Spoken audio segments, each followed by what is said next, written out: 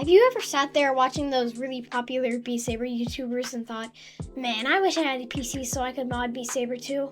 Trust me, I've been there. But here's the good news, you really don't have to worry about that anymore. Modding Beat Saber is probably the best way to level up your experience and make the game way more fun. The best part is, even if you don't have some fancy, powerful PC, heck, even if you don't have a PC at all, you can still get in on the action. Quick heads up though, this is not for PCVR users, this is just for standalone users. PCVR folks, you can go roll around in your pile of money. Alright, before we jump in, I do need to mention there are a few small risks with modding on standalone. You might run into crashes, and in pretty rare cases, you could lose some data. Maybe there are other risks I don't even know about. For me, all of this was totally worth it, but if you're not comfortable with even a tiny chance of something going wrong, it's totally okay to skip this guide. First of all, you'll need some kind of computer. When I first tried this, I actually used a Chromebook, so honestly, almost anything should work. If you don't have a laptop or PC, Android phones can do the trick. Sadly, iPhones can't though. And last but not least, you'll need a USB-C cable. Before you do anything else, you'll need to make sure your headset is in developer mode. Here's how. Open the Meta Horizons mobile app. Head over to the headset tab. Click on your headset. Go to headset settings, developer mode, and then toggle it on. You should be sent to a website to create a team.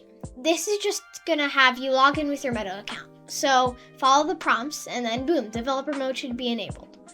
Once that's sorted, head to the website mbf.bsquest.xyz. I have it linked in the description, and plug your headset into your device via the USB-C cable. Once it's connected, click the Connect to Quest button on the website. A pop-up should appear and your device should show up there.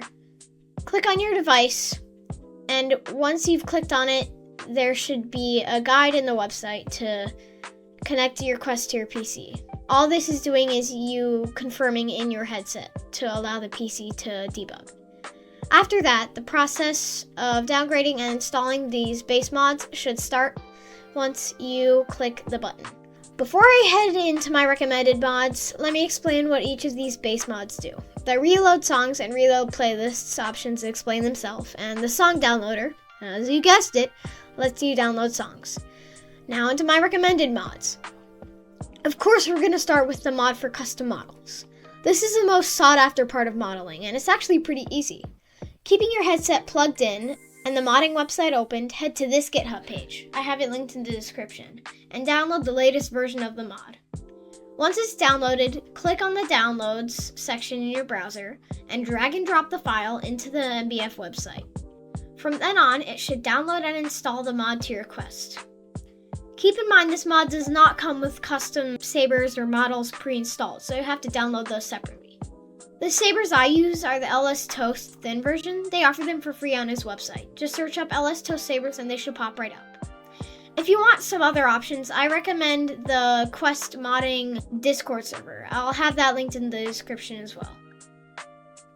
Having custom models is super nice, but the default resolution in Beat Saber isn't the best, which brings me to the next mod, called Graphics Tweaks. You can find this on the modding website we used. This mod has a lot of small tweaks and optimization options for graphics, including choosing the resolution you're at, in the in-game menu and when you're actually playing a level. There are a couple of other tweaks like bloom, anti-aliasing, other stuff like that, if you want to experiment with those. Although I really do not recommend turning blooming on, as it dramatically decreases performance.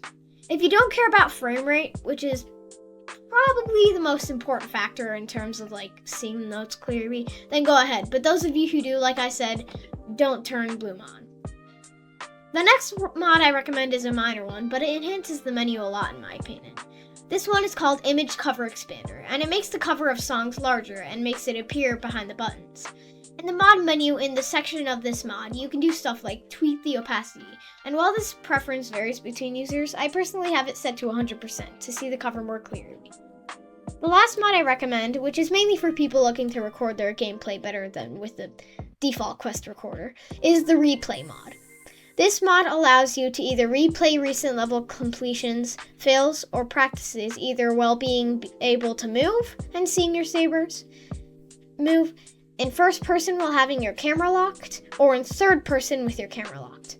This is great for content creators looking for smoother recordings, or just people wanting to be able to record better to share with friends or family. Some of the mods on the Mods Before Friday website are only available for certain older versions of downgrades, so if you want some, you can research that and downgrade to the versions that allow.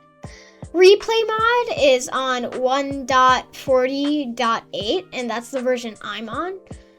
But Noodle extensions and other mods are only available on like version 1.37, let's say.